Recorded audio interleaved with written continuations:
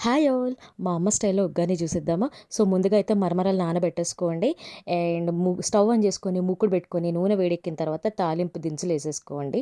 And ఇవన్నీ వేడెక్కిన తర్వాత వేగిన తర్వాత పల్లీలు గూడా ఏసుకోండి. అండ్ పల్లీలనేవి టోటలీ ఆప్షనల్. కొందరు క్యాష్యూస్ గూడా ఏసుకుంటారు. కావాలంటే అవి గూడా వేసేసుకోవచ్చు. అండ్ ఇవి వేగిన తర్వాత ముందుగా చూపించిన మిరపకాయలు, ఆనియన్స్, కరివేపాకు, కొత్తిమీర ఉంటే అది కూడా ఏసేసుకోండి. ఇవి వేగిన తర్వాత మనం నానబెట్టుకున్న మరమరాలు వేసేయాలి. అండ్ నేను ఇంతకుముందు వీడియోలో పుట్నాల పొడి ఎలా చేయాలో పెట్టాను.